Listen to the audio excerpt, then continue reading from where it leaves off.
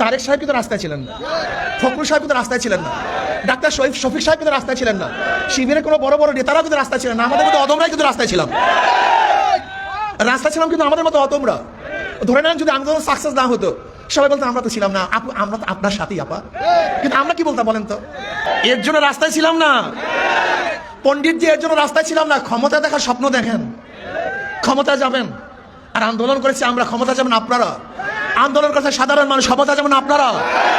আন্দোলন করছে ঋষি, চামার, কামার, মজদুর, ছেলে, চাষিরা। আর আপনারা ক্ষমতা যেতে চান, আবার লুটপাট করবেন, আন্দোলন করবেন, চাঁদাবাজি করবেন, জুলুমবাজি করবেন, ধর্ষণ করবেন, অত্যাচার করবেন, অবিচার করবেন, ডাকাতি করবেন, চুরি করবেন, মদের আড্ডা দেবেন, গাঁজাবাজি করবেন। বাংলাদেশের মানুষ সহ্য করবেন ইনশাআল্লাহ। এবার চাঁদাবাজির বিরুদ্ধে আন্দোলন হবে ইনশাআল্লাহ।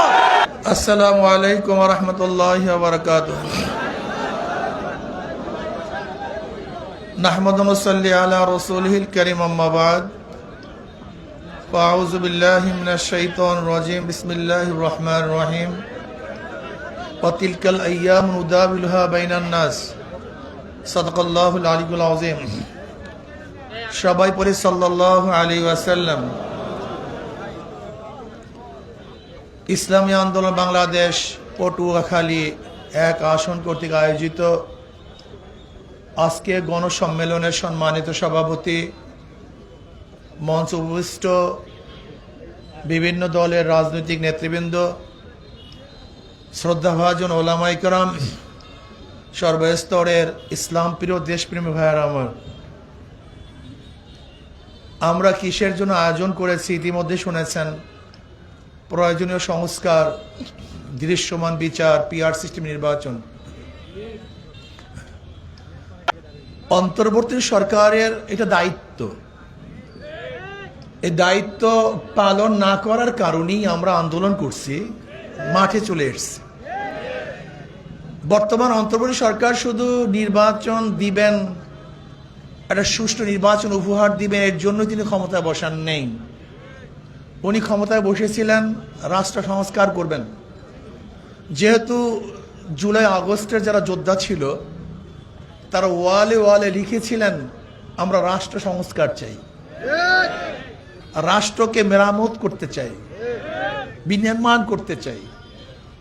কাজে আপনি যদি সংস্কার ব্যতীত নির্বাচন দেন, শুধু এই দায়িত্বই আপনি পালন করেন, তাহলে আমি বলবো এই আন্দোলন ব্যর্থ হয়েছে। যারা জীবন দিয়েছিল তাদের উদ্দেশ্য সফল হয়নি। যারা আহত হয়েছে, পঙ্গুত্ব বরণ করেছে, তাদের পঙ্গুত্ব বরণ করাটা ভেস্তে গেছে, কাজে লাগাতে পারেনি। আর আমরা যারা রাস্তায় ছিলাম, কেন ছিলাম তাও জানি না। এর জন্য আমি আপনাদেরকে অনুরোধ করব যে অন্তর্বর্তী সরকার অবশ্যই আপনাকে রাষ্ট্র সংস্কার করতে হবে। যারা গণহত্যা করেছে তাদের বিচার করতে হবে। লেভেল প্লেইং ফিল্ড সৃষ্টি করে নির্বাচন দিতে হবে। আর আমরা যারা মনে করি, আমাদের দেশের মানুষগুলি মনে করে একটা নির্বাচন যদি হয়, সুষ্ঠু নির্বাচন হলেই মানুষ মুক্তি পাবে, শান্তি পাবে, এইটা ভুল ধারণা। এটা চমৎকার ভুল ধারণা। আসলে সুষ্ঠু নির্বাচন হলেই এদেশের মানুষ শান্তি মুক্তি পাবে না। কেন? আপনারা সবাই জানেন 70 নির্বাচন সুস্থ হয়েছিল। পাকিস্তানের আমলে যে 70 নির্বাচন হয়েছিল, সেই নির্বাচনের ব্যাপারে কিন্তু কেউ আপত্তি তোলে নাই। এই কথা কেউ বলে নাই যে অসুষ্ঠু নির্বাচন হয়েছে, কারচুপি নির্বাচন হয়েছে।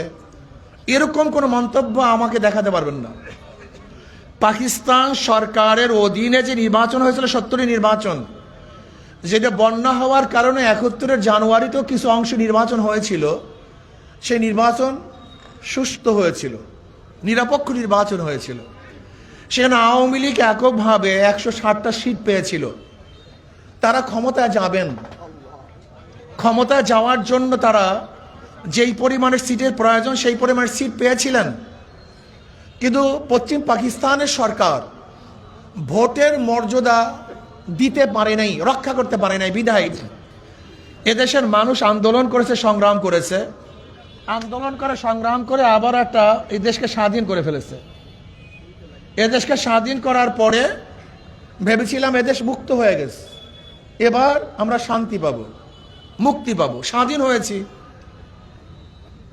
মুক্তি পাবো, বৈষম্য দূর হবে। স্বাধীনতার স্লোগান কি ছিল? সাম্য, মানবিক মর্যাদা, সামাজিক ন্যায় বিচার। বলেন কি? সাম্য, মানবিক মর্যাদা, সামাজিক ন্যায় বিচার, এই 3 স্লোগানের ভিত্তিতে আবার যে স্বাধীন হয়ে গেল। ভেবেছিলাম মানুষ শান্তি পাবে। 72-এ সংবিধান রচিত হয়েছে। 72-এর সংবিধান কি জানেন? আসলে 72-এর সংবিধান আমাদের দেশীয় কোনো সংবিধান না, এটা হলো ভারতের সংবিধানের অল্টারনেট এক সংবিধান। আপনারা সবাই জানেন যারা শিক্ষিত সমাজ জ্ঞানী, ভারতের সংবিধানের 4টা মূলনীতি: গণতন্ত্রবাদ, জাতীয়তাবাদ, সমাজতন্ত্রবাদ, ধর্মনিরপেক্ষবাদ। এটা হলো 4টি স্তম্ভ ভারতের সংবিধানের। ঠিক ভারতের সংবিধানের আলোকে আমাদের দেশে একটা সংবিধান রচিত হয়েছে। সেই সংবিধানের স্থাপন কি, ভিত্তি কি?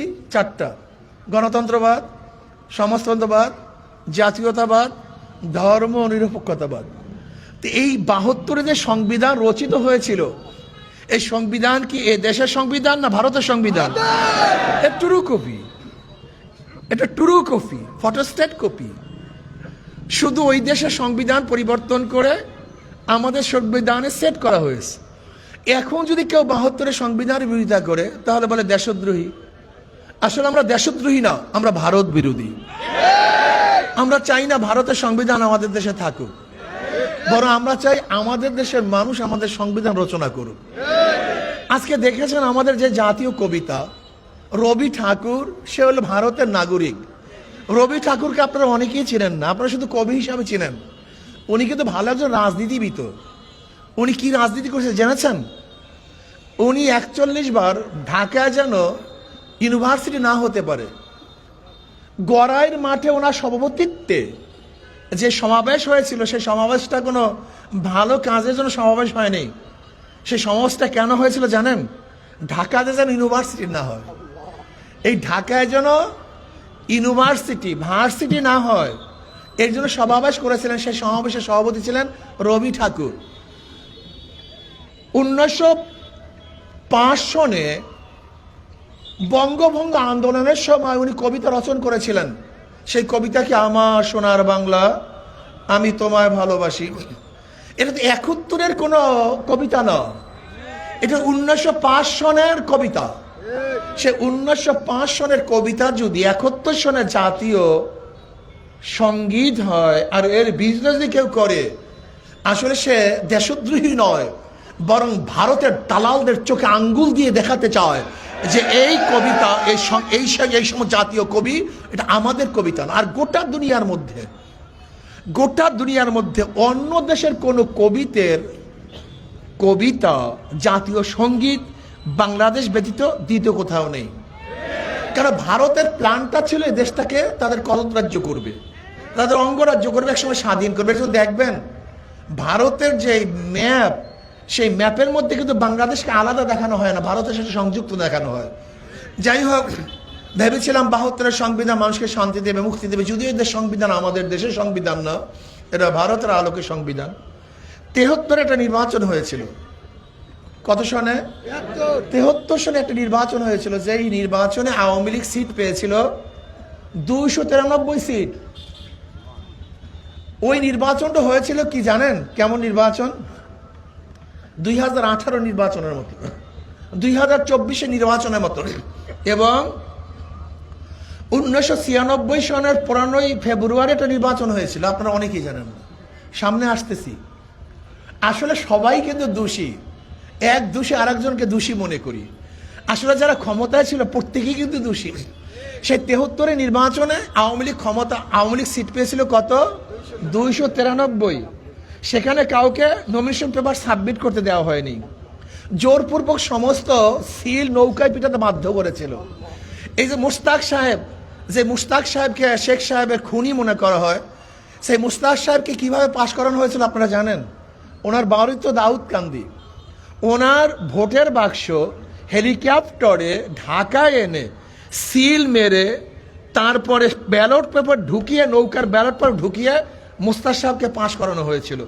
এইটা ছিল 2093 নির্বাচন, 1973 নির্বাচন। সেখানে এককভাবে তারা পাশ করেছিল। নির্বাচন হয়েছে কিন্তু মানুষের শান্তি পায় নাই। 75 সনে দুনিয়ার থেকে শেখ সাহেব বিদায় হয়ে গেলেন। 75 সনে জিয়াউর রহমান সাহেব ক্ষমতায় বসছিলেন। কোন সনে? 75 সনে। উনি নির্বাচন দিয়েছেন 79 সনে। 1979 সনে নির্বাচন দিয়েছিলেন, ক্ষমতায় বসছিলেন 75 সনে। আমি প্রশ্ন করতে চাই, যারা আজকে নির্বাচন করে মরিয়া হয়ে উঠছেন, সংবিধানে নাই, সংবিধানে আছে, সংবিধান ফেল করছে, সংবিধানের দিকে তাকানো হচ্ছে না, আমি তাদেরকে প্রশ্ন করতে চাই, 75-এ জিয়াউর রহমান সাহেব ক্ষমতায় বসছেন, 79-তে নির্বাচন দিয়েছেন, এই প্রায় 4.5 বছর পর্যন্ত কিভাবে তিনি ক্ষমতায় ছিলেন? কোন বৈধতা ক্ষমতায় ছিলেন? আজকে আপনারাই বলেন নির্বাচিত সরকার ব্যতীত বৈধ হয় না, একটু এ নিয়ে বিনিয়ে কতই কথা না বলেন, নির্বাচিত সরকার ছাড়া শক্তিশালী সরকার হয় না। আমি ওই সমস্ত বিএনপি বন্ধুদেরকে বলতে চাই, 75 থেকে 79 পর্যন্ত জিয়াউর রহমান সাহেব যে ক্ষমতায় ছিলেন, কোন নির্বাচনের ভিত্তিতে, কোন ভোটের ভিত্তিতে আমাকে বলবেন কি? এই বলার ক্ষমতা আপনাদের নেই। 79 নির্বাচনের পরে জিয়াউর রহমান সাহেব চলে গেলেন।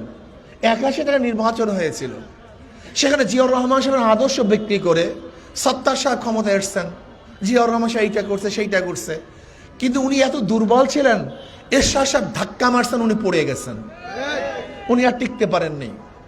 আবার 86 নির্বাচন হয়েছিল, সেই 86 নির্বাচন ছিল পাতানো নির্বাচন, এরশাদ সাহেব পাতানো নির্বাচন। ওই যে শোনেন না, চশমা পরা বুবুজান, মনে আছে তো? এই স্লোগান কিন্তু 1986 সনের স্লোগান।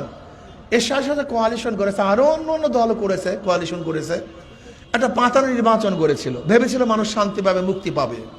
এরপর আন্দোলন সংগ্রাম করে 1991 সনে আবার খালেদা জিয়াকে ক্ষমতা বসালাম। কিসের গুরুকীর্তনের মাধ্যমে? জিয়াউর রহমান সাহেব এই ছিলেন, জিয়াউর রহমান সাহেব এই ছিলেন, এইটা করছেন সেইটা করছেন। জিয়াউর রহমান সাহেবের গুণকীর্তন করে সত্তার সাহেবকে ক্ষমতা বসিয়েছিলাম। জিয়াউর রহমান সাহেবের গুণকীর্তন করে 1991 সনে খালেদা জিয়াকে ক্ষমতা বসিয়েছিলাম। কিন্তু বিএনপিকে 91-তে ক্ষমতা বসাবার পরে তারা কি করছেন? 5 বছরে এই দেশকে, বাংলাদেশকে দুর্নীতিতে বিশ্ব চ্যাম্পিয়ন 3 বার করছে। কয়বার? 3 বার, একবার না।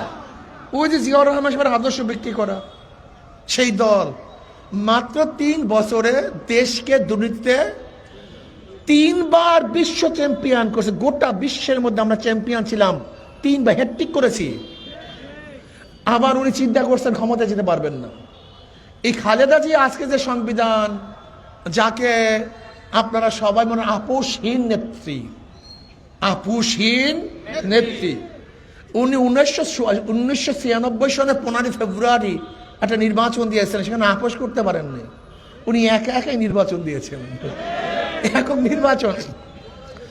সেখানে কেউ অংশগ্রহণ করেনি, বুঝাতে পারিনি, কেউ অংশগ্রহণ আপোষহীন ছিলেন না, উনি একহীন হয়ে গেছেন। এক নত্যন্ত কায়েম করে উনি 1996 15 ফেব্রুয়ারি নির্বাচন দিয়েছিলেন, সেখানে কেউ অংশগ্রহণ করে নাই। ওনার ক্ষমতা স্থায়িত্ব হয়েছিল মাত্র 16 দিন। 16 দিন পর আবার ফটাস ওনার ক্ষমতা শেষ। আবার সেই চশমা পরা ববুজানকে নিয়ে আসছে, মনস্কন্যাকে 96 দিন নিয়ে আসছে। ভেবেছিলাম যে হয়তোবা তওবা তিল্লা করছে, তসবিহ পড়ছে, ঘন্টা দিছে, তাহাজ্জুদের ক্ষমতা বলে। আবার উনি কোরআন শরীফে তেলাওয়াত করে, মনে হয় যেন তওবা করছে। আবারও তাকে ক্ষমতায় নিয়ে আসলাম 96-তে। 2001 পর্যন্ত এমন ক্ষমতা দেখাইছে, লাঠি বৈঠার মিছিল, মানুষ হত্যা, ফতুয়া বিরোধী আন্দোলন, ওলামায়ে কেরামকে জেলে পুঁতে দিয়েছেন। উনি ভেবেছেন ফেরাউনের ক্ষমতা পেয়ে গেছেন, উনি আর ক্ষমতা থেকে নামবিনি না। আবারও 2001 সনে উই কেরসা, কার কেরসা? জিয়াউর রহমান সাহেব এই করছে সেই করছে, অন্য কিছু। বিএনপি কি করছে সেই কথা বলে না, আমরা কি করছি সেই কথা কেউ দেখুন। আজকেও বিএনপির কোন মঞ্চের থেকে এই কথা বলবে না যে সত্তার সাহেব ক্ষমতায় সেই কাজ করছেন, খালেদা জি 91 থেকে 96 পর্যন্ত এই কাজ করেছেন, খালেদা 2001 থেকে 6 পর্যন্ত এই কাজ করছেন। এই বক্তব্য কার মুখে শুনবেন না, দেখেন আপনারা। কারণ সেখানে তো ছিল খাম্বা কেস, সেখানে ছিল ট্রান্সফার কেস, শেখ হাসিনার হাওয়া ভবন। এর জন্য মানুষ আবার ক্ষিপ্ত হয়ে গেছে, ক্ষিপ্ত হয়ে আন্দোলন সংগ্রামে এত সিট বেশি পেয়ে ক্ষমতায় গেছেন, 200-র উপরে সিট। আরে আল্লাহ, মারাত্মক অবস্থা। কিন্তু আন্দোলন সংগ্রাম করার কারণে মঈনুদ্দিন ফখরুদ্দিন সাহেব এসে দুজনকে গৃহবন্দী করলেন। আচ্ছা, তোরা বস, টু মাইনাস থিওরি, এই একটাকেও রাখা হবে না। এগুলোই দেশের সবচেয়ে বড় ফিতনা, বড় গ্যাঞ্জাম, বড় ধোঁকাবাজ, বড় সমস্যা।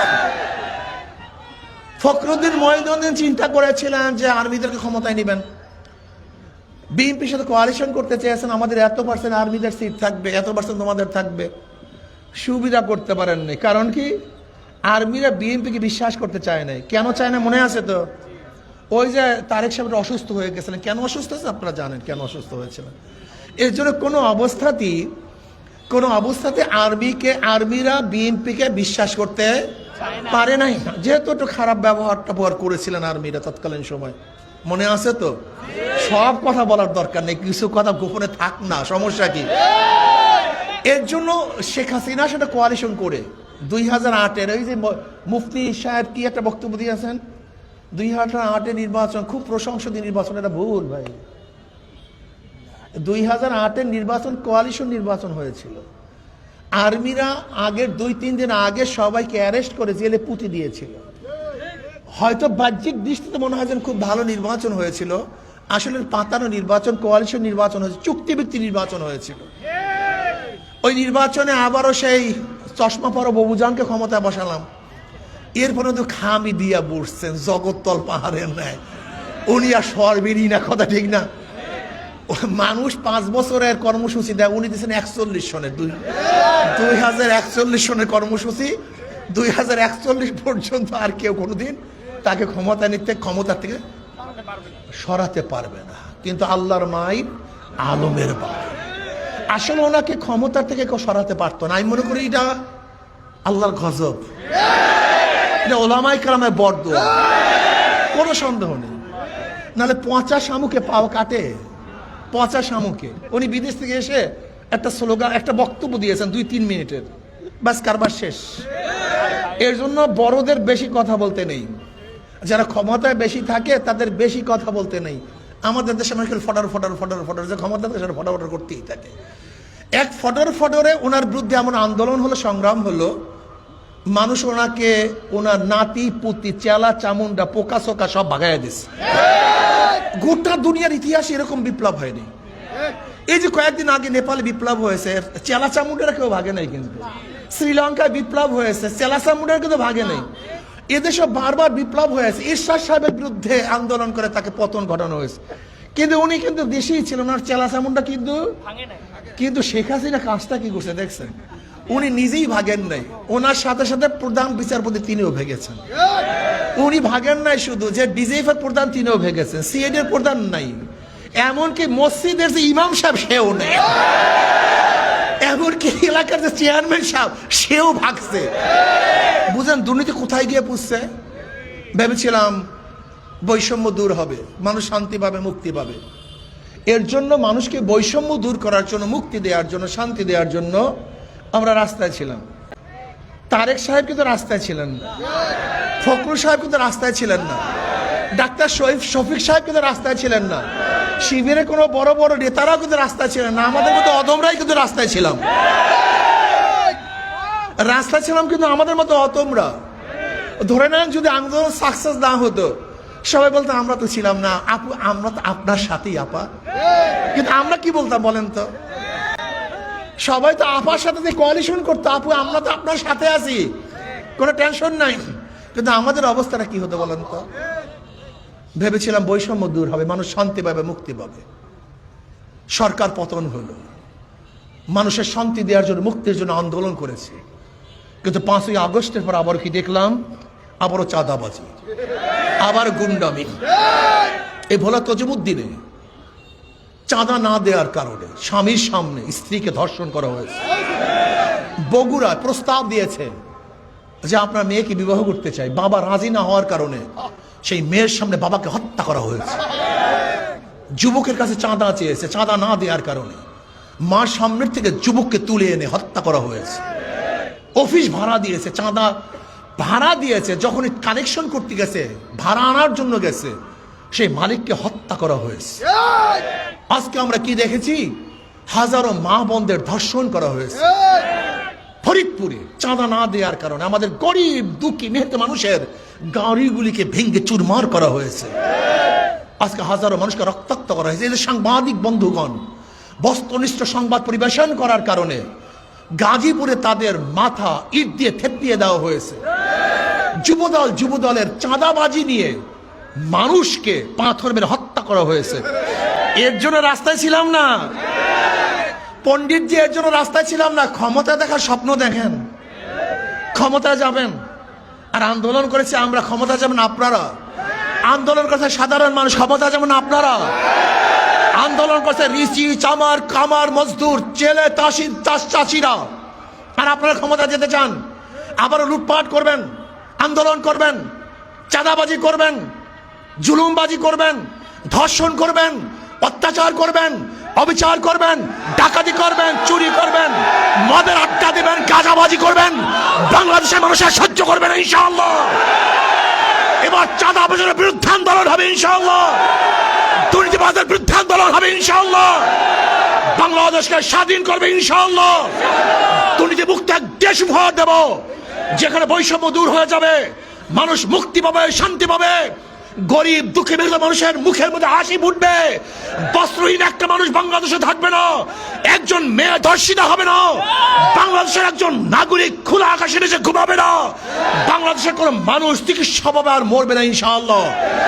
বাংলাদেশের কোনো টাকার বিদেশে পাচার হবে না, যেখানে মানুষের মানবতা রক্ষা হবে, যেখানে সুশৃঙ্খলভাবে মানুষ বসবাস করবে, প্রত্যেকের অধিকার নিয়ে থাকবে, যেখানে মুসলমান, হিন্দু, বৌদ্ধ, খ্রিস্টানরা সম্পূর্ণ অধিকার নিয়ে বসবাস করবে, সেরকমের দেশ উপহার দেওয়ার জন্য আমি মনে করি শুধু নেতা নয়, নীতির পরিবর্তন চাই। সবচেয়ে খারাপ লাগে